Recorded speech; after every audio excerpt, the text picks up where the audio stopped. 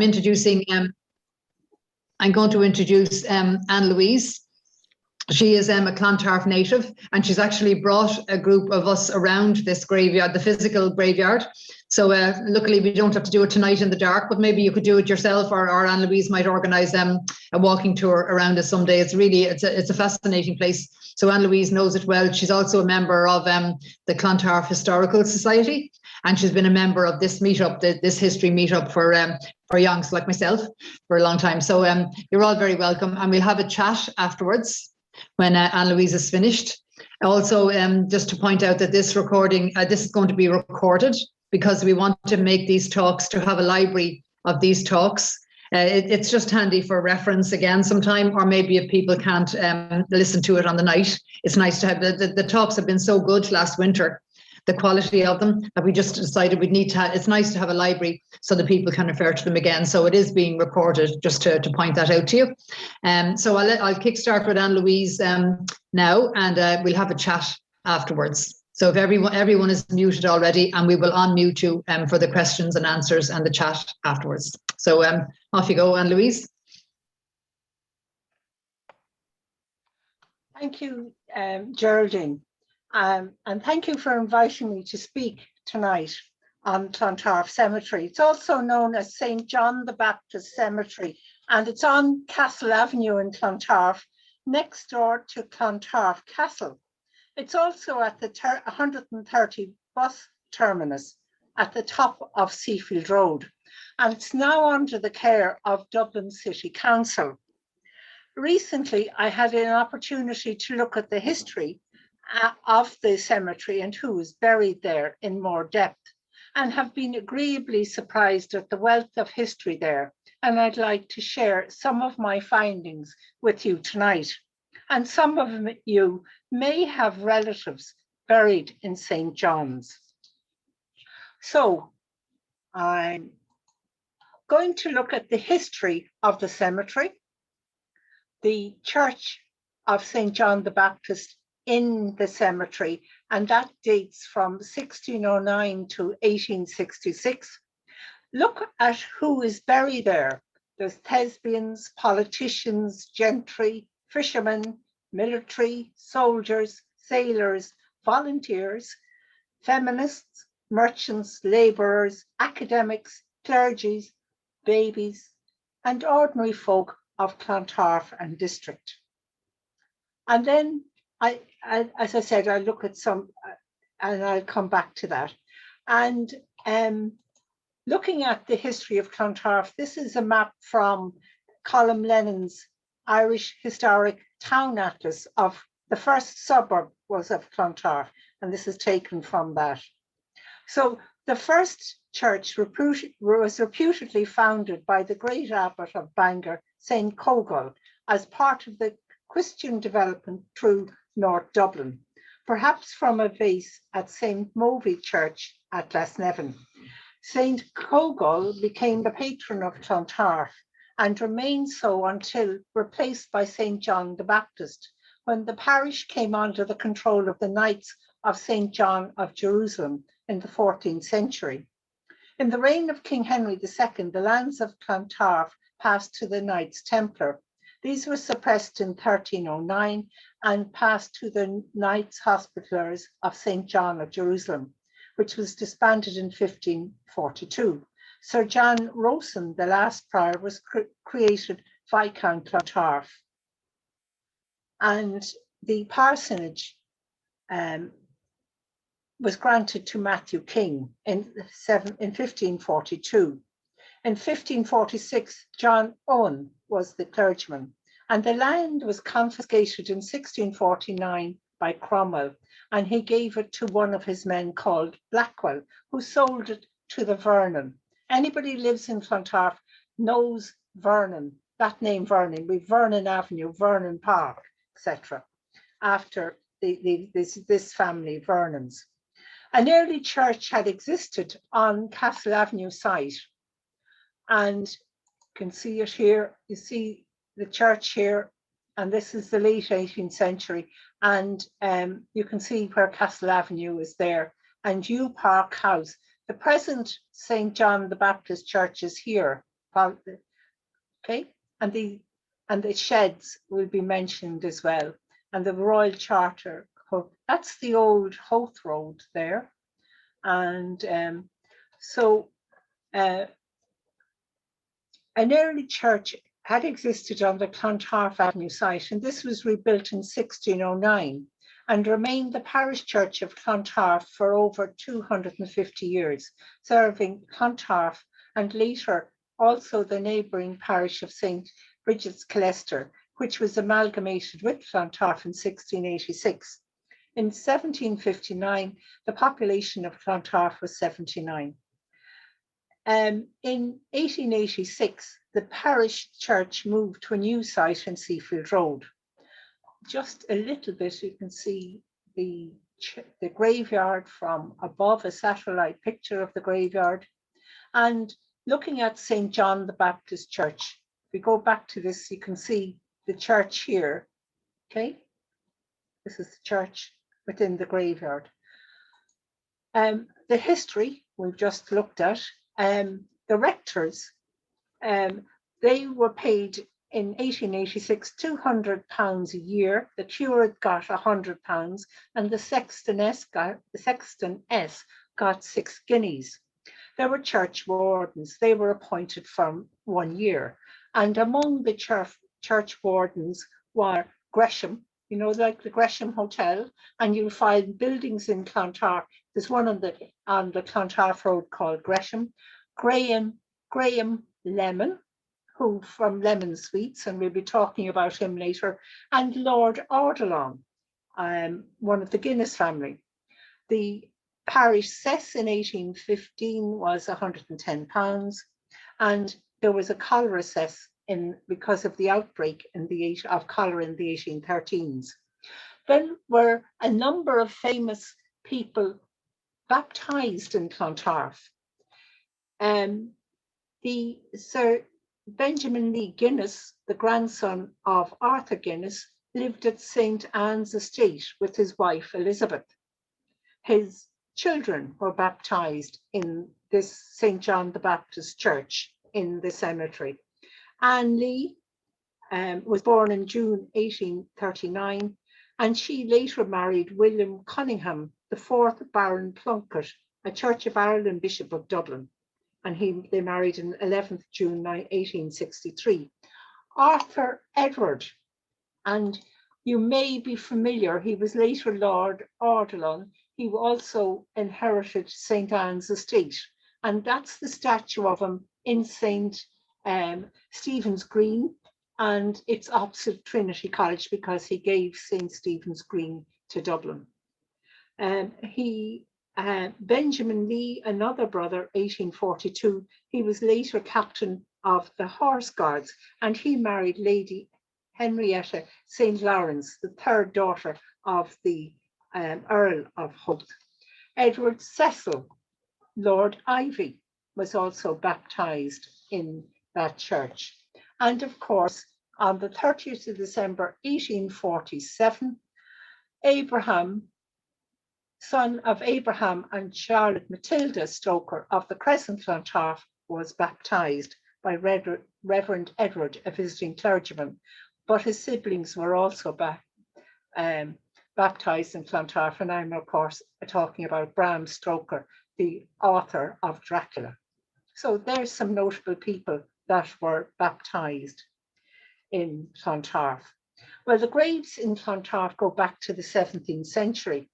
It started as a Church of Ireland burial site, and I reckon the number of burials between 1812 and 2013 were 2,500. You can't buy a new grave there, but families have burial rights, and most graves face east. Recently, the graveyard was divided into 6 areas by the caretaker, A, B, C, D, E, and F, and each grave was numbered, and I'll show you the map of the graveyard shortly. In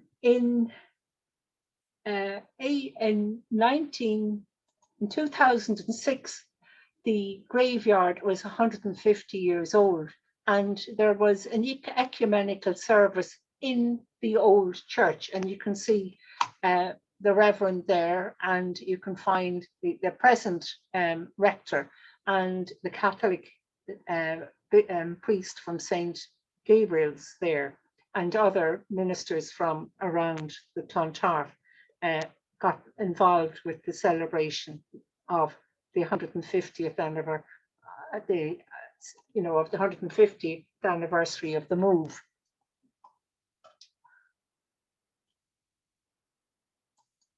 The entrance was Bernadine Ruddy, when she was secretary of Clontarf Historical Society, had worked on preserving the entrance gate. Now, the opening times used to be from 10 to 4 and 10 to 7 in the winter, but I've noticed for the last 2 years, the graveyard gates are continuously open. If you go to the graveyard today, you will find there's a little builder's hut beside it, and Nolan's renovators are actually doing work on preserving the church. They said it was got into a dangerous state, so it has to be, there was some work being done on it. As stated earlier, the oldest grave I came across was January the 16th, 1735. It was a Charles Kavanagh, who died at 50 years. The earliest recorded grave was 1807.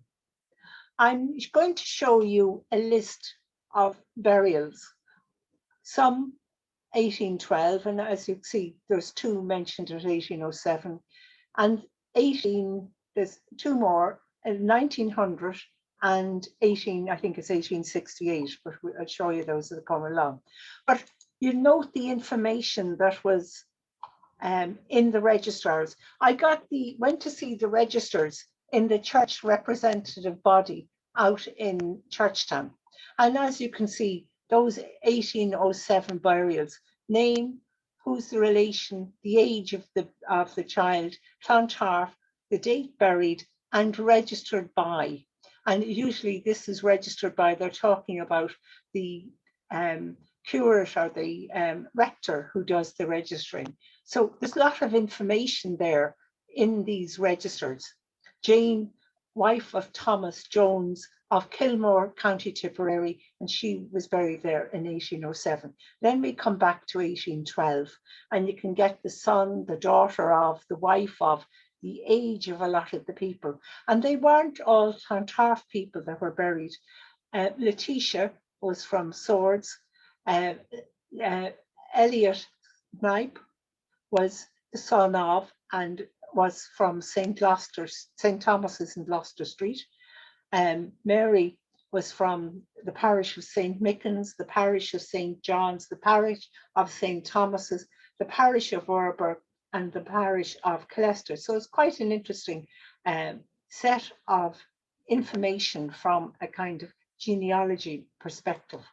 Here we're looking at 1860, and you can see the register is slightly different. As I said, there were 352 burials between 1860 and 1875, and 55 of those were to Roman Catholics. So it gives you the name, where they lived, when they were buried, their age, and who performed the ceremony. And you can see some of them, like this lady came from Haddington Road. She was no ceremony performed because she was a Roman Catholic. And you can see a young child, 7 weeks, another little boy, 2 days old, 9 months, 2 years. And they can see the different areas in Clontarf that they came from are further afield. So quite a lot of interesting information in those registers in the church representative body. And from earlier than 1900, they don't exactly give a date, but it's around 1870s to 2013. The information about who's buried there is done by chronological order, and this information is available on the Dublin City Council website.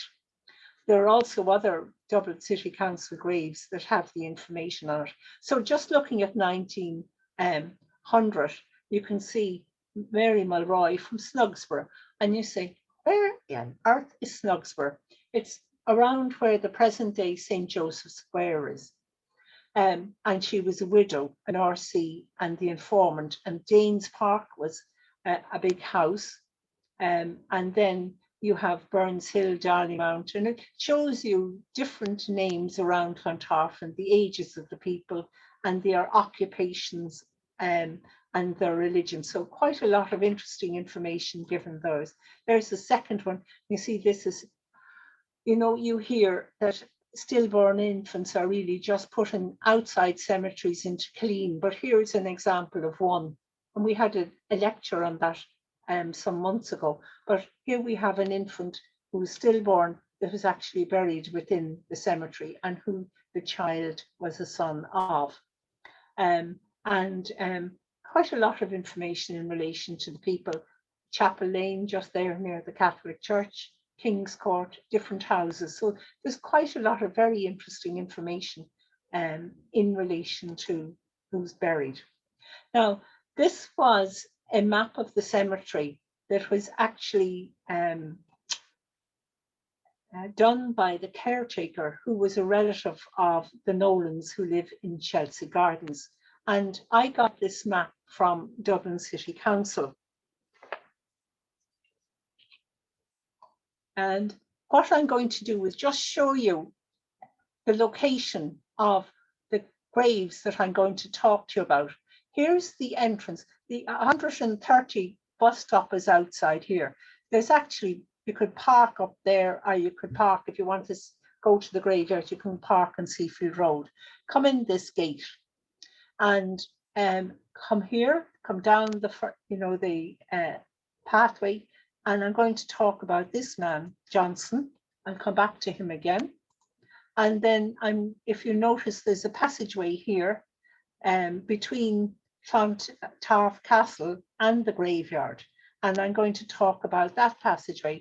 I'll be talking about that grave, this grave, that grave, that grave, wander around this grave, that grave, this grave here, this grave, and I'll walk around here and I'll talk about those two graves, this grave, that grave, this grave, there and there, and here and up here. So there's kind of a little wander around the cemetery. So let's put names on those. We'll start here. And the person here was Tom Johnson. And he is an Irish Labour Party politician, a trade unionist and a politician. He was born in Liverpool on May the 17th, 1872, and he was up in Belfast around 1903, and he was involved in the Belfast docker strike. He was president of secretary of ICTU, and he made a famous speech at the ICTU conference in 1916. He was leader of the Labour Party in 1917 to 1927, and he came to a decision that they wouldn't enter the 1918 elections for Westminster, but they would allow Sinn Féin, give Sinn Féin a kind of a clear goal to, for that election. So it enabled the Sinn Féin to actually get so many seats in Westminster, but instead of taking them up to form the first Dáil. He was involved in the anti-conscription strike, and because of him facilitating Sinn Féin agreed that he could write the democratic programme of the first Dáil. It set out a vision for the new republic. And a little revision of that was done by Sean T. O'Kelly at that time. He became a member of the third Dáil from 1922 to 1927. He was a senator after that. You can see that. He was a senator. And every year there's a commemoration by the Labour Party of Tom Johnson. It's around the end of January, and it's in the cemetery. Tom Johnson's house in Beggar Bush is called after him. There's a Tom Johnson summer school. And here's a picture of Tom Johnson because he lived up in Mount Prospect. And that's Tom and his wife and his daughter-in-law and his son, Thomas Johnson, who was Fred Johnson, who was actually an Abbey actor. And that's the commemoration. That's O'Connor, you know, the trade union man, giving his lecture. And he was saying he didn't know where Tom Johnson's wife was buried, but neighbours from Mount Prospect will say that she was in there. I haven't seen it recorded. She's actually there. Her service was held in the church on Seafield Road. And the wife was Mary Johnson, and she was born in Cornwall. She was a teacher in a national school in Kinsale, and she married Tom Johnson in Liverpool. And she worked with the Belfast Cooperative Society, and she organised the dockers and the spinners. In 1913, she raised funds for the food ships that were brought food into Ireland during the lockout. And that was in 2013, one of our members, Byrne, who's involved in the dockers commemoration, they did a reenactment of the ship coming into Dublin. She attended the opening session of the first Dáil. She was an active member of the Irish White Cross, which was in 1920, which raised funds for relief of the money needed during the War of Independence. And she supported the 1920 hunger strike, and she, as she said, one son, Tom Francis Fred Johnson, was an Abbey actor. Now, the next grave, which if we go back to, is here, and it's Maureen Potter's grave. Now, Maureen Potter, it was decided when she died that they would close up the entrance between, the graveyard and Clontarf Castle, where Maureen Potter gave so many shows, and they would bury her there because of her association with the castle and with Clontarf. Comedian, actor and author. She lived initially in 1 St. Joseph's in Fairview. She visited Germany with Jack Hilton Orchestra in 1938, and she performed before Goebbels, Göring and Hitler. And Hitler, she did kind of Shirley Temple impersonation. Hitler actually sent her flowers, and her mother was disgusted and binned them. She acted with Jimmy O'Dea in the pantomimes in the Gaiety. I remember when I was in Belgrove, there was a girl in my class called Brenda O'Leary, and when Brenda stood up one day and she said, my uncle, who's in the army, is engaged to Maureen Potter, and they married. And they married in 1959. They lived on 6 Vernon Drive, Clontarf, and they had 2 sons. She appeared in 50 pantomimes and in Gales of Laughter for 18 seasons. Her straight acting, she was in Juno and the Paycock. She was in Arsenic and Old Lace. She was in Arsenic and Old Lace with Siobhan McKenna and Desk Show, and it was hilarious. And Beverly was saying that she also attended that play, and it was very good. And she was in the films Ulysses and The Portrait of an Artist. She got the Freedom of the City. She got an honorary doctorate, and she also placed her fingers in, and her hands are actually replicated outside the Gaiety Theatre in the Stones. There's a picture of her getting Freedom of the City and the getting her doctorate. she had a ward called after her in the community hospital in the Meath Hospital, and they called it the Maureen Potter ward. And when it was open, she was invited to the opening, and she spent the day sitting on the women's beds that were the patients, amusing them. Now, I read recently an interview with her husband, Jack O'Leary, and Jack O'Leary said that when they were on their honeymoon, himself and Maureen came up with the concept of Christie. And do you remember Christie? Remember Christie? Well, we're going to bring you back to Christie.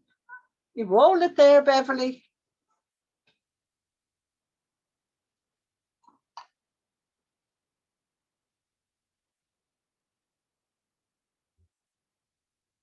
Beverly, if you can play that now. Sorry, I do have it.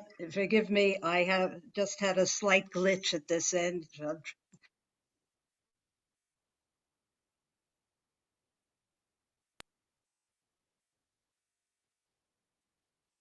A spirit that we're going to go to your part of the world, Clontarf, your new part of the world, and it's something that was recorded in Clontarf Castle, the great Maureen Potter. Ah, well done. Is it Christie?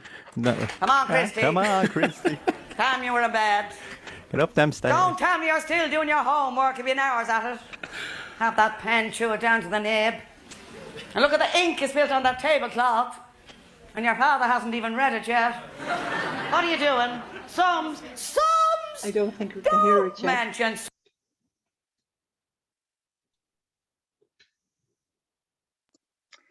Sorry, you were saying you couldn't hear it? No, we can't hear it. Can't hear it yet. Darn. No, it's been playing. Wait, hang on, let me try one Mention other sums thing. to me after that sum you brought. We hope to have a lot of fun and a lot of gags. 51551 is a text number. Come on, Christie. Come on, Christie. Today, live from Studio 10 here in RTE. Were you able to hear that? No. No. Could we get Ann Louise to stop sharing her screen, maybe? Will I stop sharing? I don't think that would be a good idea because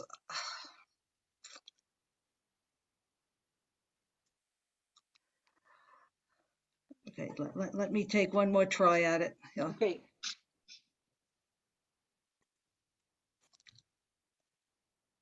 I'll just tell you what it is. Some people can hear it. I don't know if they can hear us. It's a recording from RTE of Maureen Potter, and some people are saying they can hear it, but I certainly can't hear it. Oh. And some people are there. Some could hear it. Then there's nothing I could do about other people, unfortunately. Right. Yeah, no, some people are saying on the chat line they heard it, but we did hear it before the show started. We did a test run and we could hear it, but for some reason I'm starting it again now. Okay.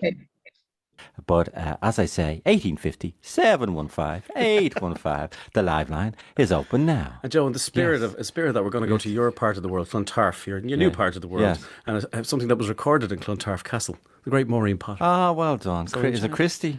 Come on, Christie. Come on, Christie. Tell me you were in bed. Get up them stairs. Don't tell me you're still doing your homework. You've been hours at it. Have that pen, chew it down to the nib. And look at the ink is spilt on that tablecloth. some people can and some people your father can't. hasn't even read it yet.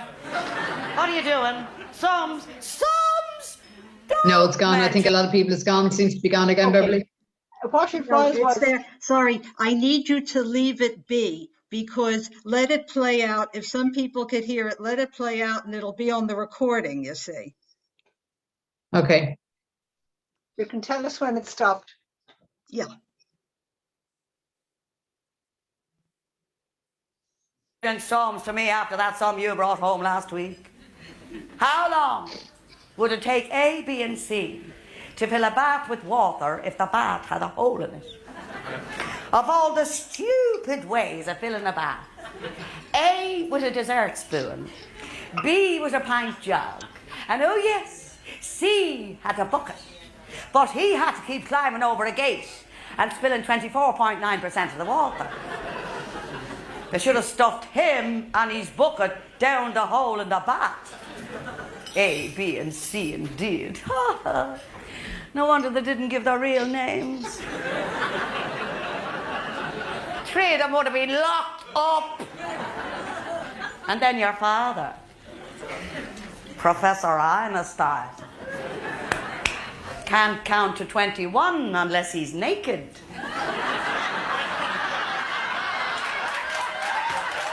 True. That's true. Let's do this some practical, says he. Take the coal out of the bath. Start filling, says he. And of course, I had to be seen with the bucket, climbing over the clothes horse and spilling 24.9% of freezing water all over me feet. We're going strong. The landing is under 2 foot of water. The stairs is like Niagara Falls. And you, Christy, make a great discovery. We're doing the wrong song. We should be all out in the garden digging a hole and a half in a day and a half. Well, I'm sorry for hitting you with the bucket, son. What are you whinging for? What's the matter with you? What's the matter with you now? What? What? You're afraid to go to school tomorrow because you haven't got your record done? Oh, all right. I'll give you a holiday. I'll write a note to the teacher. I'll tell him you're suffering from a serious malfunction of your intestinal infrastructure. That you're constipated. I shall say, Christy cannot come because he hasn't been. I have given him something to make him go, and as soon as he's been, he'll come. Okay?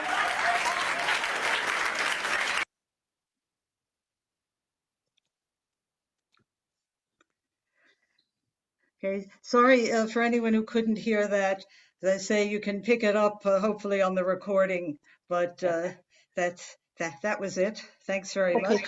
What it was that famous Christie episode where Maureen, as the mother, they want to find out how many either buckets of water or thimbles or pint glasses can fill a bath that has a hole in it, and it's a very funny one. It's available on the both on the RTE Collins screen, Vernon Collins show, and it's also available on the CD from Clontarf Castle. Okay, I'll continue. Thanks, Beverly. Now, the Vernons owned Clontarf Castle and 593 acres for nearly 300 years, and their grave is further over in the cemetery. But just very near to this grave here was their solicitor, George Oulton. He was a solicitor and Frank's solicitor for 3 generations. They served the Vernons. Edward Kingston Vernon, 1869 to 1967, lived in England because his wife didn't wish to live in Clontarf Castle. George married George Oulton married Sybil Mona Calvary, daughter of Edith Vernon and Walter. She was a niece of the last member of the Vernon family who owned Clontarf Castle. Sybil and her husband, John George Oulton, lived in the castle from 1913 to 1952. He managed the estate for the Vernons. In 1933, the Vernons actually sold the estate to Oultons, and hence we have Oulton Road off Kincora Road. George died in 1952, and his son Desmond sold the castle in 1960 to an Eddie Regan. And then in 1972, Jerry and Carmel Houlihan took it over, and it became a 4-star hotel, and it's still a hotel. Now, next door to that grave is the grave of their daughter. She is in the first of the two Commonwealth war graves. Private Lorna Rosamond Calvary Ulton Scott Martin. She was in the Auxiliary Territorial Service and she died aged 24. There is another Commonwealth War grave in the cemetery by A.E. Mooring, and I'll come to that. Lorna was a daughter of George Ulton and Sybil. That was me, Vernon. Lorna married Wilfred Scott Martin in Kensington, London, in the autumn of 1942. And Lorna had been born in North Dublin, and she died in, was a private in the Auxiliary Territorial Army in London, and she had married Wilfred Scott Martin over there. She died in Cork Street Fever Hospital of scarlet fever. Her name is on the War Memorial Cross at St. John the Baptist Church, in front of it. And then the next,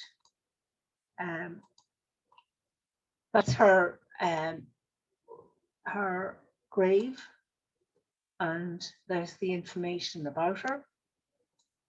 And another grave further over on the top path along the cemetery is the Sarin grave. Now it's C21. Sarin, in that grave is Lieutenant Colonel Charles Sarin. He was in F Company, 2nd Battalion of the Dublin Brigade of the Irish Volunteers. He was aged 20 at the time of the rising.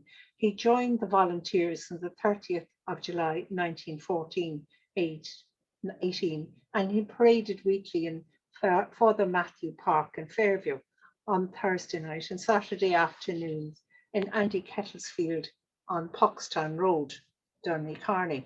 At the time of the split, the company numbered about 140 and 80 sided with the Redden National Volunteers.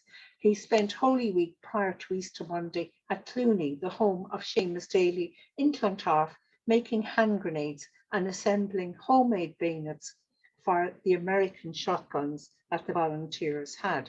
On Easter Monday, he mobilised at Father Matthew Park, and while his column made its way to the city and the GPO, they encountered about 100 British troops in the Newcomen Bridge area. Those troops had come up from Dollymount, where they had been on rifle practice.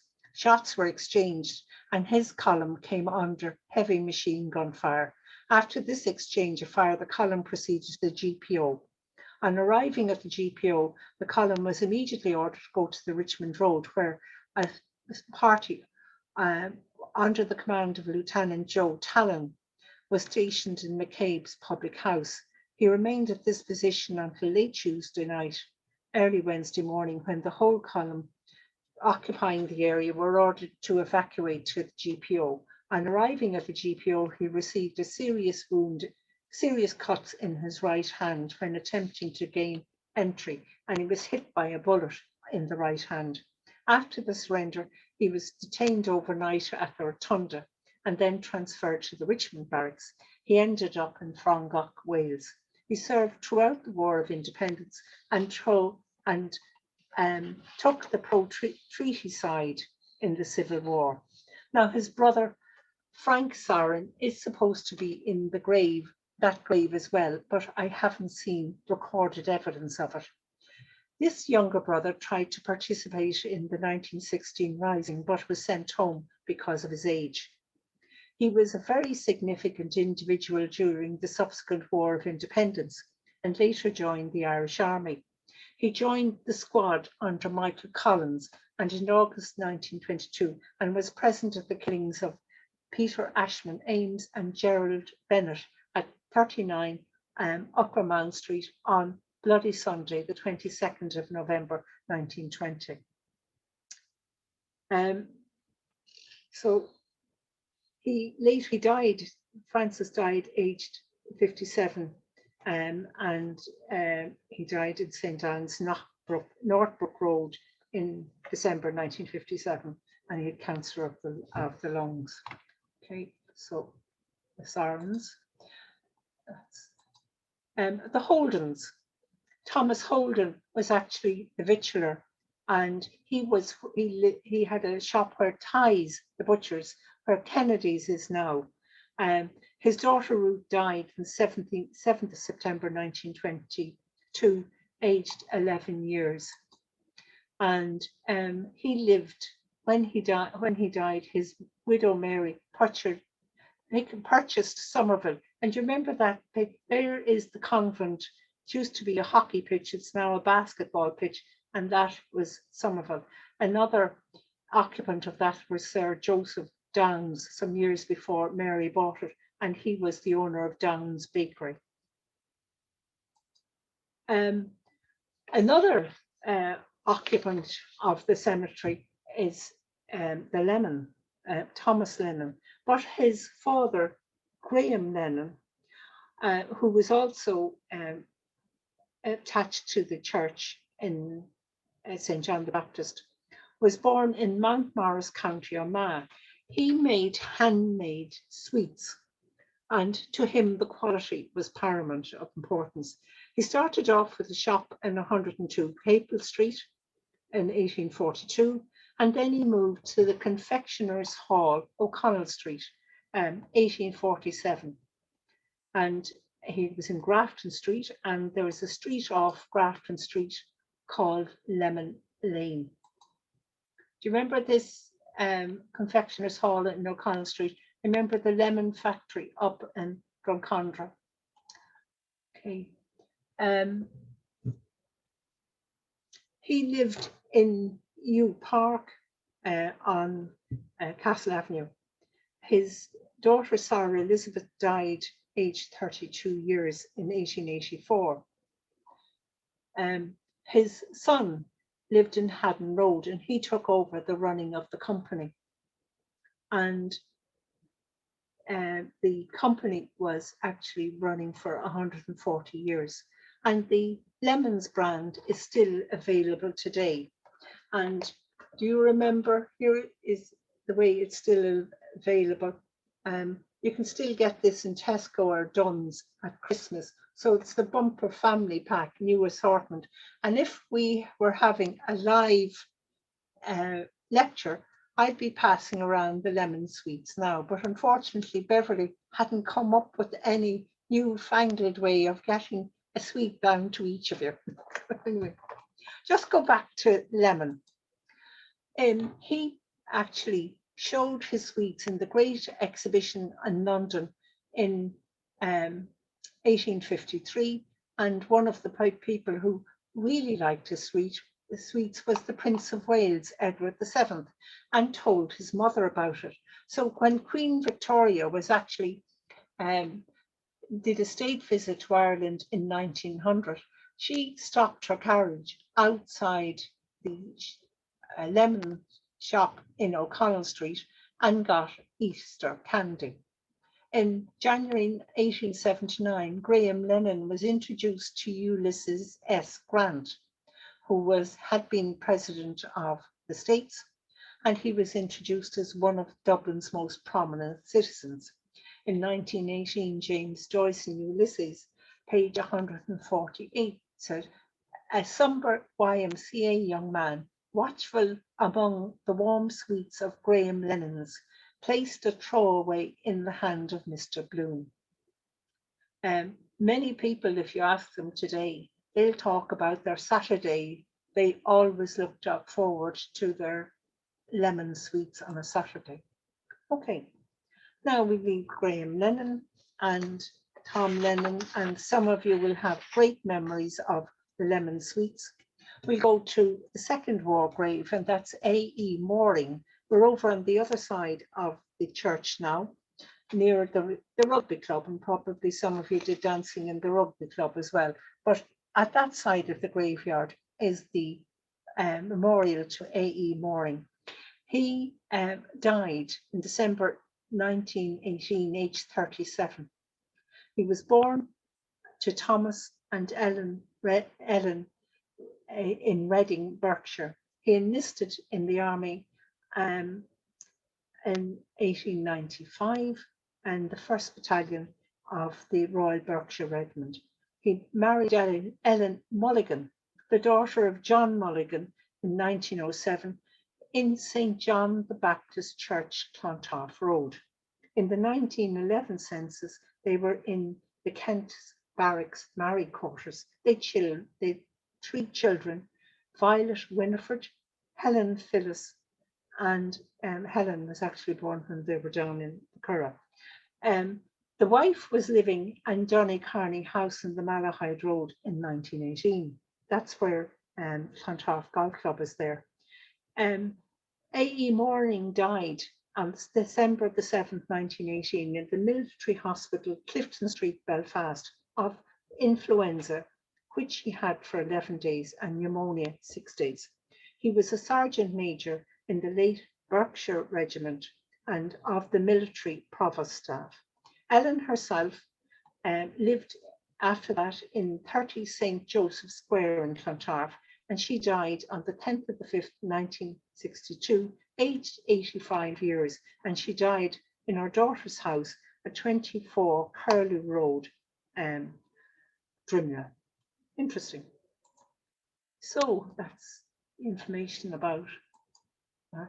Now, at the far side of the church, there's a grave, and this is the Vernon Grave. And as we said, the church is in the northern section of the church in a poor state of repair, and there's actually remedial work going on now. But here's the grave, and there's 2 women in the grave, and it's very hard to make out the writing on the graveyard. But it refers to Elizabeth, wife of George Vernon, and his mother, Dorothy, the wife of John Vernon, with whom she had 2 sons, George and Edward, and 1 daughter, Charlotte. She was the sister of Hans Otto Graham, a Hanoverian nobleman.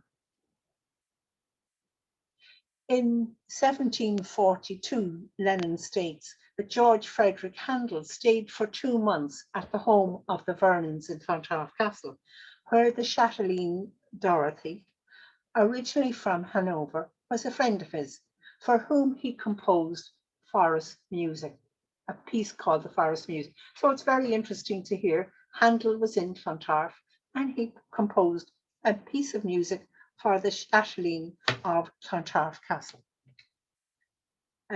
This is the Vernon family tree, and you can see them there. These ladies, Dorothy Gann and Elizabeth, are the 2 people that are in that grave there. So just across the path is the grave of Sir Andrew Searle Hart. He was the Vice Provost of TCD, a mathematician, a professor of law in King's Inn.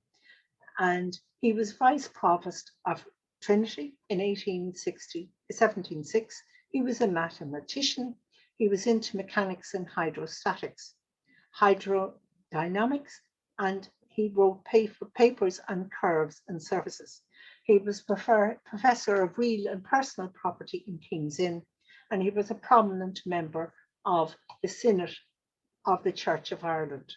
And he was knighted in 1886 because of his academic attainments. And in 1872, he lived in Glenvar, Bohemia. Okay, so that's Sir Andrew Searle. Now, further down the path into the right is a gentleman called Michael Staines, and he lived on, before he died, on just further down the road in Clontarf, an 8 Castle Road, just at the, near the roundabout, and his daughters and granddaughters were known as physiotherapists, and they worked in the orthopedic hospital. Michael Staines himself was born in Newport, County Mayo in 1885. He was the son of an RIC officer, and he joined the IRB, Irish Republican Brotherhood, in 1902, and he served as a quartermaster general during the Rising. He was the quartermaster for the Dublin Brigade of the Irish Volunteers. He was in the GPO Easter Week 1916. He was interned in Frogmore after the Rising. He did a lot of election work in 1917, and he was returned as an MP in the first Dáil. He was with the truce in 1920-21. He was the Mayo Galway liaison officer. That was meant once the truce was held, he liaised with the British to make sure that there was no infringements of the truce. He also visited the areas where the Irish volunteers were interned, like Ballykinler up in County Down. And on his visit to Ballykinler, one of the prisoners was too near to the gate and he was shot. He was the first commissioner of the Guards, and he lived on 8th Castle Road. Okay. And he was there, he had to cope with the mutiny by recruits in May 1922, and that was because some RIC people had joined the Guards, and there was an objection to that. He died on the 26th of October 1955, and there is the first Dáil. There he is coming in as commissioner into Clontarf, into Dublin Castle. Now, another person very near to him is Colonel Porrick McCraith. He was Patrick McCrae, member of B Company, 2nd Battalion Dublin Brigade. He was a member of the IRB, and he had took part in the Larkin strike of 1913. He took part in the Holt gun running. On GPO Easter Week, he was wounded in the hand in the skirmish in Jervis Street, and he was wounded crossing the road, and he was taken to the Mater Hospital, and he escaped from the Mater with the help of the staff. But he gave himself up because his wife was threatened, and he was taken to the Richmond Barracks, Wakefield Prison. And when they got out, he got involved with reorganising volunteers. He was in the transport section of the brigade HQ in 1918. He was involved in the raid on Collinstown Airdrome for arms. He was a member of the squad. He took part in a raid for Clontarf arms area, and the 2 to 3 dozen arms were obtained. He was involved in the raid on the Castle Mails, and he was involved with the raid on the Guinness barge for arms. They took a car from Crow Park, and they went to the Guinness barge and the Liffey, and they took arms from it. On Bloody Sunday, he was involved with the killing of Captain Bagley, one of Kevin Barry's torturers.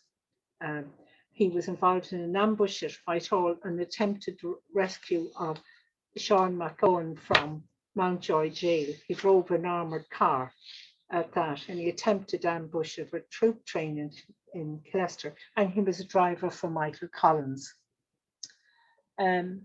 He was originally attached to the intelligence section of the National Army, but was transferred to the staff of the 2nd Division.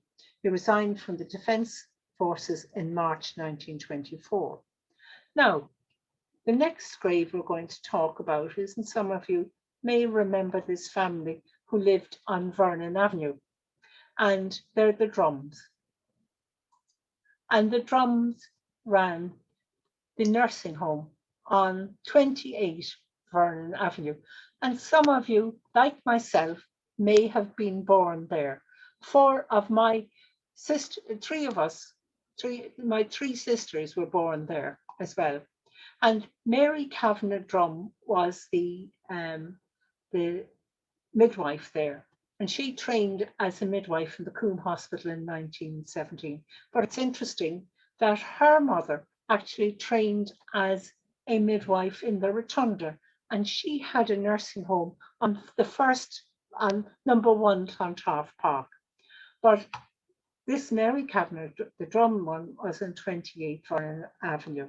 And it was a maternity nursing home up until 1970. And many of you will remember them there.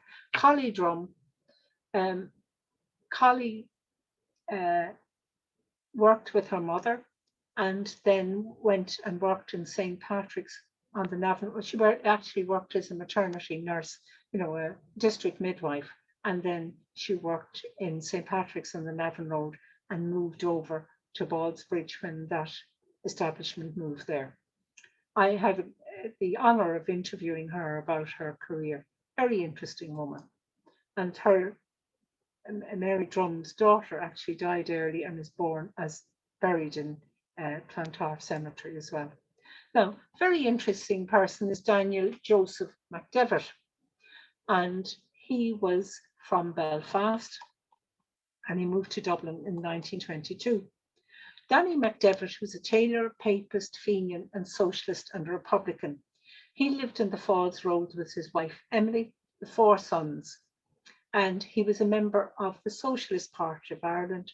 He supported James Conley when James Conley moved to Belfast in 1910s, with funding, with lodging, and he lodged with James Conley's son, Roddy. And later it stored books for James Conley. His tailor's shop was known as a meeting place for political intrigue. The IRB met there and the Socialists met there. He was a founder member of the Independent Labour Party of Ireland. In 1920-21, he was interned in Ballykinler camp. So we would have seen Staines visiting the camp as well. And he would have heard about the death of that member of the volunteers who went through too near to the gate. His wife Emily was a founder member of Cumann na Món in Belfast. His son Searle was imprisoned in the Royal Navy prison ship, the Argenta, for 2 years. That's the picture of Daniel and his wife Emily and 2 of their children. And I said in 1922, they moved down to Dublin, and they too lived on Mount Prospect. And their grandson, was Neil Mcdevitt, who used to live on 60 Kincora Road, and many of you know him to see. O'Moore's family, Grave. Sean joined the IRB in 1907. He was volunteer B Company, the 1st Battalion Dublin Brigade, and he was involved in the Hope running. He was involved with the 1916 in the forecourts. He was deported. In the War of Independence, he was involved in the Civil War and he took the anti-treaty side. He was officer commanding the 1st Brigade. His sister served in the GPO and Esther Wisely O'Moore in 1916 served in the GPO and she married Sean in 1922. His sister May served in St. Stephen's Green with Countess Markovich and she married W.P. Wisely. And their grandson is presently the Sinn Féin TD for this area. Now, we remember Eamon Grogan, and Eamon's family have a grave in Clontarf as well. And his family were involved with, Lawrence Grogan was involved in B Company and took part in the raid on Collinstown Airdrome. And that's the second time we've mentioned it tonight. But when he was there, he took a souvenir of a bayonet, which has the soldier's number on it. And that's come down through the family, according to Eamon. Eamon's he actually gave a talk about the family when we were doing the tour of the graveyard. It's not all volunteers that are in the graveyard. There is a commander in the Royal Navy called Piper. He married Anne West. They lived in Colester in 1901. They had 2 children, one a mining engineer, and the other person, John George, was actually a curate in Clontarf from 1904 to 1909. So also in the graveyard, very close to it, is a beautiful Celtic Cross, and it's in honour of John Keogh. It's probably part of the Celtic Revival. Was a member of Parnell's GAA club. He was a member of the Brother Shearers 98 club, which was concerned to commemorating John and Henry Shearers, 2 young barristers who were executed in 1798. The monument is highly directed and is scripted on all 4 facets, the upper part in Irish and the lower part in English. John died aged 26 in the Mater Hospital with aortic regurgitation. He had lived in Seaview Avenue in Clontarf, the son of Tom and Jane Keogh. Now, we all know the sheds in Clontarf. You know it? And its association with the Conleys.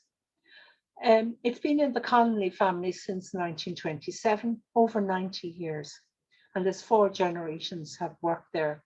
The first owner was James Mooney in 1845, the second John Clinton. John Conley bought it in 27. His first wife, Josephine, died aged 34 years in 1935 at 2 weeks following the delivery of a stillborn baby. Mary Conley's second wife died 2 years in 78. Peter Conley and Sean Conley are buried there as well. And you remember this is the present Peter Conley, and you know his brother, and that's Peter Conley that lived in Kincora Road, the prior owner. He also was involved in the Dollymount Inn as well. Now, the Ushers is a well-known family name from Clontarf, and they were rectors from 1768. John Usher actually died in 1829, and he had been the rector for quite a number of years, over 50 years. And then when he died, pew sold by the executor. But you can see the Adam Usher was a rector from 1680 and Frederick from 1713. Okay, so you can see that the Usher family were involved with the church there for over 100 years. Now, there's a Catholic priest, some of you may remember him, Father Charles White. He was at the Abbot of Bodmin, Cornwall, the Abbey of St. Mary and St. Patrick, a member of the Canons Regular, a formerly titled Canons Regular of St. Augustine of the Congregation of the Most Holy Saviour. He died aged 93, and he lived in a house at the top of Seafield Road across the way from the cemetery, and he'd often do masses down in St. John the Baptist Church. I was bringing people on a tour of the cemetery, and I had got to Evelyn Owens' grave. She's a feminist and a politician, only to find the people who were with me were more interested in the grave behind Evelyn Owens' grave. That's because of the strange markings on the grave. And as you can see, they're a skull and crossbones. We've tried and tried and tried to find out who this grave had belonged to and what year it came from. But the idea of the skull and crossbones was to remind people that life is short and death was the end result. Charming. But anyway, Evelyn Owens, some of you may remember Evelyn Owens. She was originally from Vernon Gardens. Then they moved to Styles Road and she went to the Holy Faith Convent in Clontarf. After school, she went to Dublin Corporation. She studied for a diploma in public administration in Trinity College. After getting permission from her parish priest, allowing her to attend Trinity, that's possibly for the Carton. She could not understand when she worked in Dublin Corporation why a female doing a particular job was paid a certain rate, while a male doing the same job was paid a different, greater rate. Equal pay became her cause, and she became active in her trade union, the Irish Local Government Officials Union. And she took up several offices and became the first woman president of the union. She was a member of the Public Service Committee of the Irish Congress of Trade Union, chairman of the Women's Advisory Committee, and a member of the Council of Status for Women. She was an active member of the Labour Party and held a number of different positions, including chair of the Women's National Council. In 1969, she was nominated with Shannon Aaron as a candidate for the Labour panel and was successful. And she was elected last Cathaoirleach of the Upper House. In 1984, she joined the Labour Court, first as deputy chairwoman and subsequently as chairwoman, a position she held until 1997. Following her retirement, she undertook a number of assignments, including membership of the board of Beaumont Hospital and the Medical Council. So quite some lady. And some people might be interested in the Rms Leinster, which had an anniversary there in 1918. 2 parishioners for Clontarf died. A post office official called John Henry Bradley from 9 Pretoria Villas on Clontarf Road. His body was never found. Sapper Thomas Hewson Curtis Rosario from Rosario Victoria Road, home on Meath, he died, and his name is on the Celtic Cross in St. John Baptist Church. The sinking of the HMS Good Hope of Chile, a William Skinner is remembered on a plaque on the way into St. John the Baptist, Clontarf Road. And Charles Davidson, second officer, lost at sea on the 9th of October 1940, is remembered on his family grave in Clontarf Cemetery, which is there. Okay, thank you.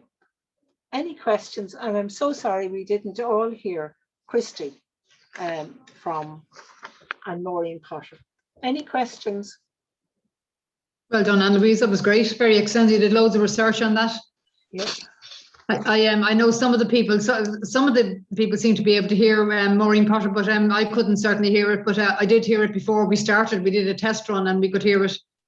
I don't know, for people, I'd be rude. I may as well be rude. But for the people who couldn't hear it, one of Maureen Potter's jokes on the excerpt was she was given out about Christie. And if you think, you have to think carefully about this now. He wasn't able to count to 21 unless he was standing naked.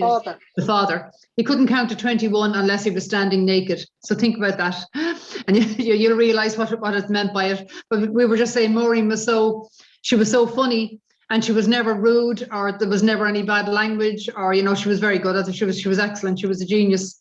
But talk away among yourselves. Anyone that wants to say anything? I'm getting some good comments on the chat. Thank you very much for a very interesting presentation. And a lot of the people could hear the talk for some reason. Some of us couldn't. And somebody said, Mary says, my first meeting, a great talk. Thank you very much. Yeah, very interesting. Thank you for a great talk. Some people had to leave a bit early, but yeah, it was great. Yeah, it was very, very good.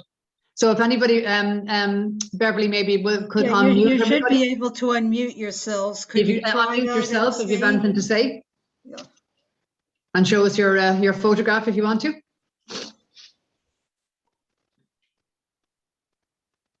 I didn't know, Ann Louise, before anyone else says anything, I didn't. Why have so many Roman Catholics buried there? I know there was probably no Catholic cemetery. Well, Glasnevin was there at that time. Yeah, I think I had the date up at the first Roman Catholic was buried there. There was, well, another reason why a lot of the locals are there was the caretaker was a Catholic, and he got in a lot of his neighbours at one stage, you know. Anyway, it's handy to know somebody even in death. You'll see an awful lot of old Clontarf names there. It's a very interesting cemetery to go around.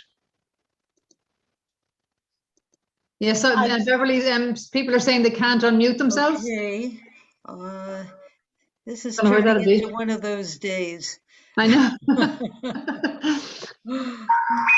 I don't know why. Asked to unmute. That's funny. Nobody can unmute themselves. Okay, hang on. You just keep chatting and give me a second here now. Yeah. Okay, we'll keep talking. No, I was curious why there were so many Roman Catholics there, but that must be the way that the caretaker buries some of the locals, some of his neighbours. Yeah, that was one thing, but they're there since the 1830s, you know. So what surprised me was the number of children. You can actually read the vestry minutes as well, and they talk about the different occupations and the different problems in Clontarf, and also the different payments and where they found babies. Like there were babies found dead in Green Lanes, babies washed up on Dollymount Beach, you know, and people washed up in Dollymount Beach that were buried in the graveyard. You know, very interesting history. And it was very interesting to hear. I was wondering when I started to look at the records first, where Snugsborough was. It was huge. An awful lot of people died from Snugsborough, and I was wondering, was it an old people's home? But it wasn't. It was, you know, a small enclave of houses. And Snugsborough is out in Mulhudder. Yeah, but this place was called, it's where around where St. Joseph's Square is now. It's the back of the church, you know, of the Catholic Church. That area. And yeah, there's a comment there that they didn't know there was so many hotbed of nationalists and socialists and subversives lived out in that area. Yeah, that's very interesting. But there's a lot of, you know, people who were gentry there as well, you know. Oh yeah, I was particularly interested in 1916 and 1922, and I was fascinated by Mcdevitt and, you know, what happened in Northern Ireland in the 1910s and 1920s. It was a real eye-opener. And Neil Mcdevitt was very generous with the information. Yeah, there's a message from Sean. He wants to know, is there still a working graveyard? Are there still burials going on? Yes, there's still, but if your family have the rights. All right. They can't open, you know, they can't, they made an exception for Maureen Potter, you know, when she died because of her association with Clontarf Castle. She was, you know, they opened this grave especially for her. But all other than that, it's still, you still get internments in it, but they've got family rights. All right. So you can't buy a grave there now, though, at this stage. All right. How will we be? I mean, when I couldn't hear the Christie thing, my laptop then threw me out, and I had to try to get back in again. So I was after missing an awful lot. So when will we be able to look at it again? Yeah, when it's up on the YouTube, when it's uploaded to the YouTube channel that we have. Right. And what I usually do once that's happened, I post that it's up there on the meeting page. Okay, that's grand. Thanks. Yeah. Sure. I'm sorry about that. If it's a strange thing, if everybody couldn't hear it, I would have been able to deal with it at my end. But because some people could and some couldn't, it meant it was a question of settings. Individual settings. So unfortunately, there wasn't anything I could do. What I will do in the meantime is look up what kind of settings are involved in it. And as I say, it should come out on the recording and what I'll do? I'll also put a link to that specific talk up on the page for the event so people could zero in on it anytime they like. Yeah. Yeah, it was an old interview that Maureen gave with an RTE guy, so that's why Beverly be able to put it up as a separate link. That's right. I'll put that up online. Yeah. It'll be on the RT radio archives on an iPod. On a yeah, that's what it was. It was a program from the archives that included that clip from one of her Clontarf Castle performances. Yeah. It was on a Ronan Collins show. It also included, of all things, I'm going on my summer holidays. Do you remember the Cliff Richard one? Cliff Richard, yes. Yeah. Louise, can I ask? Oh, sorry, go on. Sorry, I was just going to ask Ann Louise, any chance of getting a copy of the map that you made, where the graves are marked and the names on them, or is that something we could maybe download off the recording? I mean, I'd love to visit the graveyard and go and pay homage to some of those individuals, particularly the lads that were in the squad. I never ever knew they were buried there. Yeah. And I know I have a few historian friends that would be probably delighted to go visit. I don't want to put you on the spot. Even if you could photocopy it and email it or photograph it and send it as an email attachment. You're just interested in the people that were in the squad, is it? I know. Well, I mean, I would like to go and visit the graveyard. I drive past it regularly enough. I never even knew it was there. And I wouldn't mind popping in someday and having a closer look at some of those graves. Yeah. I was in the graveyard today, and what's very disappointing is there's supposed to be a group of volunteers working at cleaning it up. It looks as if it badly needs, some of the graves are in some bad state of repair, but it looks as if some gardening badly needs to be done there to keep down the weeds, The way that's going to work, Ann Louise, if you get volunteers, people who are, committed to giving up a couple of Saturdays a year, and then you need somebody to organise it. But there's a lot of communities around the country that do that, and have rehabilitated old overgrown graveyards. Yeah. But you were asking for the information in relation to people that were involved in 1916 or the Civil War.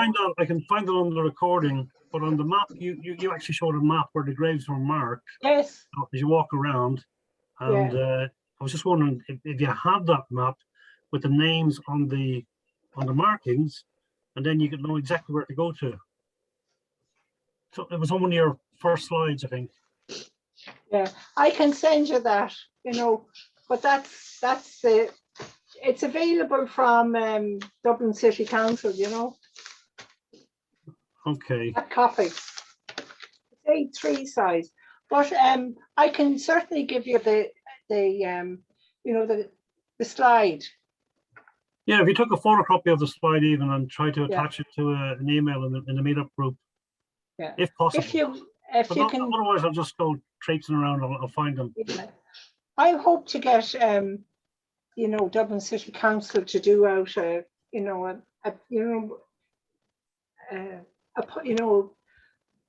notice to see where the different things are. Yeah. If they're spending money on it at the moment, doing the renovation of the church, so maybe they'd be interested in putting up a placard. Yeah. You have to go to the local council or TD. Yeah. Sean, I don't know how you're going to. How are you going to send me your email address? You can send a message, a private message to Ann Louise's name. Okay, I'll do that. Yeah. Something like that. Yeah. Thanks, Ann Louise. Really enjoyed it. Yeah. Okay. Yeah, getting some great comments anyway on the chat. All saying thank you very much. Yeah, Great talk. I know There's that a lot of work put into that. You can see by all the research they've done. You must have done an awful lot of research. Yeah, I mean, you're talking about how many people did you mention there? And about having to 25. research all them people, it's fantastic. Yeah. You know, it was very interesting to go through the vestry minutes, to go through the registers out in the representative body library. But all of you can actually look up on the Dublin City Council website, you know, and Dublin City Library. They have the list of people, you know, chronologically that are buried in a number of cemeteries, including Clontarf Cemetery. And you can see them. But they don't have, you know, where they have Lynn Brady has in Glasnevin Cemetery. She's able to tell you who exactly is in the grave. They don't have that. You have to painstakingly go through, you know, the information on the register and start collecting and do it in association with the map. And the map isn't 100% accurate as well, but it gives you an idea of the location. Yeah, but you went into all the families and their associations with 1916, the Lemons. Yeah. That was, they were actually they the were nearly separate. They could nearly be witness separate talks on their own. Yeah, you know the witness statements from the military archives. Yeah. You can get them. Like there's only a synopsis of what actually happened. Anthony Staines seems to have been a very, very interesting man, and the work he did, and the work he did at the time of the truce is fascinating, you know. Mm. That's a great website, that Military Bureau. Yeah. Absolutely amazing stuff in there for anybody interested. And the Sarin seem to be very interesting as well, you know. Francis and Charles Sarin, they were very interesting people. It must be, and they're not just the volunteers there, you actually have soldiers. And I was looking up the captain in Clontarf Bowling Club there. He was in the British Army in 1916, in 1914, 1918, and he was in the Leinster Regiment, and he was shot in the arm and lost an arm, and he died TB in 1920s. He was 26 when he died, and he had a family. His wife remarried very shortly afterwards. You know, if you had 4 or 5 kids, you needed a bit of help. But why is he in Clontarf Cemetery in offshore McDermott Street? The reason is his mother was from Clontarf, a Murray from Clontarf, and she's buried up there as well. So it's not just all volunteers. There's a lot of people, and then you have there as well. You know, from the big houses around Clontarf, you have some of them there as well. Fascinating. You never know what's on your doorstep, do you? You don't. Just Ann Louise was just really interested in Sarin because he was in the same battalion as my great grandfather. So that really interests me, you know, and the fact that my grandmother lived up the road in Fairview, so just all the coincidence. Yeah. And which of the Sarins, was it Charles or Francis? I don't know. All I know is that my great grandfather was in the 4th Battalion, the Dublin Brigade. Yeah. At the same time, so I presume he might have known him, you know what I mean? Yeah. So I found that really interesting, you know. Yeah. What was the connections between different people? Like Tom Johnson would have known Mcdevitt, you know, because they were both involved in Belfast, and both involved with socialism, and both involved with the Labour Party. And then you have Evelyn Owens involved with the Labour Party, you know. And you wouldn't think that Clontarf was such a Labour Party area, but you know, there is a history there, you know. But Jim Larkin was from Fairview. Yeah. And his son lived in Fairview, I think, for years, like the Larkin family, yeah. It's interesting when you go scratching, you know, you never know what you unearth. And then you have, you know, Searle, you know, Sir Andrew Searle, you know, with the, you know, physicist and, you know, dynamics. And then you go down Kincora Road and you had the man there, what was his name? You know, he came over and he worked for Dev. There's a plaque on his house. What's his name? The man with the cats, Geraldine, remember the man? What was his name? Man what? You know, the man with the cat. I sent you a copy of the two cats. He had the mistress and the wife when he came over to Ireland. And he worked in the institute, the Advanced Institute. Can't remember his name offhand. Oh, Schrodinger. Schrodinger. Yeah. And he happened to live in Kincora Road, you know, with his wife and mistress, but he's you know, the Institute of Advanced Studies. Dev brought him over there. It's interesting to see all, you know, different people in the area, you know. Somewhat unrelated, Ann Louise, I was talking to a friend of mine up in Drogheda, and he's trying to organise medieval or tours of medieval Drogheda. And you can't talk about Drogheda without mentioning Oliver Cromwell, as you know. Yeah. And you mentioned, of course, Vernon. He was the quartermaster in Cromwell's army. But as we were talking, we said we only found out recently that Cromwell died about 10 years after his campaign in Ireland. But he kept getting this recurring illness from malaria, and he was bitten by a mosquito when he was in the swamplands in Meath or something like that. And so we both agreed that there should be a big giant mosquito monument put in the centre of Drogheda. But it's yeah, it's very interesting. I have in a connection with, you know, that's actually excavating in Clonmel. There was a siege of Clonmel by Cromwell, and the people in Clonmel had been helped with some regular troops. I think they were from France or Spain, and they had taught them to build a trench inside the walls of the Clonmel, you know, the castle wall. And an awful lot of, once the bombardment stopped, the soldiers and cavalry went flying up towards the wall, and a lot of them were killed. Something like 1,000 of Cromwell's soldiers were killed inside the wall in Clonmel. And,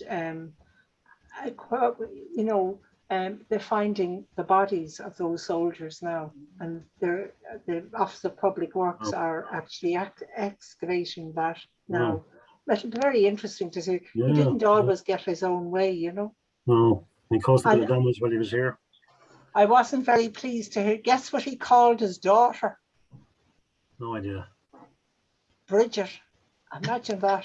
Jeepers. Bridget. And you know that the Forard, St. Bridget's Forard, do you know where the St. Bridget's Forard is? No.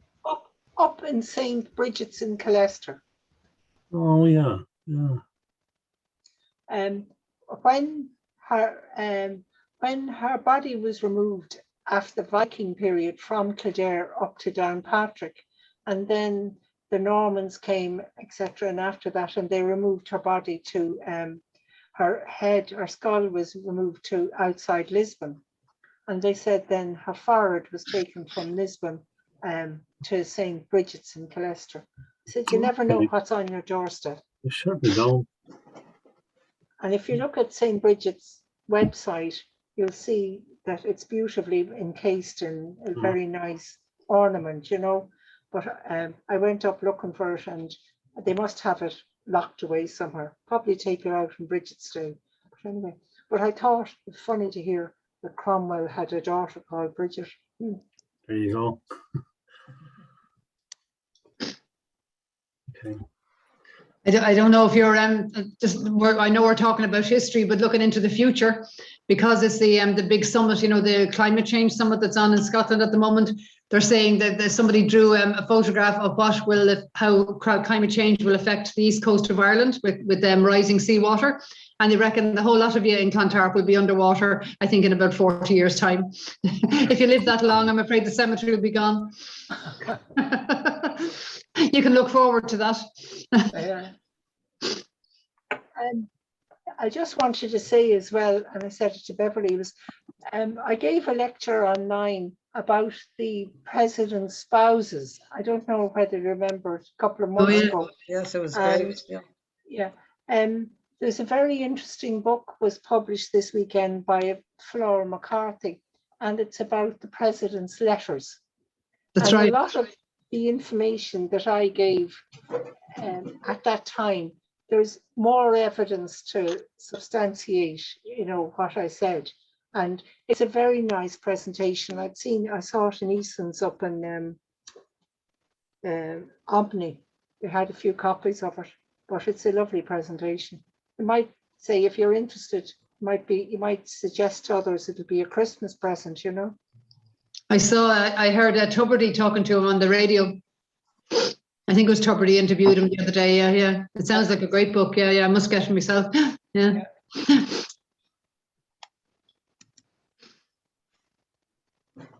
No more questions from anyone? Yeah. Yeah, I think it only remains to thank Ann Louise very, very much for this wonderful presentation. Yes. Okay. And as Beverly said, it'll be up on Beverly put it up on their YouTube page in a day or so, in a couple of days, when she can get it edited and whatever. And we must have half a dozen talks up there by now, Beverly, have we? Yes, we do, about 6 or 8, something like that. Yeah. It's and there's quite a lot of interest in it. Several of them have gotten, you know, well over 200 or 300 views. So great. Yeah. Oh, that's great. Yeah, fantastic. Yeah, no, we'll keep it going anyway. So we're not sure yet what our December one is, but sure, we'll think about it between now and then. If anyone has any we'll thoughts or suggestions on that, please send us messages. We would be happy. We are set up for January and February, but that doesn't mean if anyone wants to give a talk online, you know, they don't all have to be the first Wednesday of the month talks. They could be another time talk, but we are trying to keep going the first Wednesday of the month as well. Yeah. So that's great. Thanks very much, Ann Louise, and thanks, Beverly, as well. Welcome. Thanks very much, guys.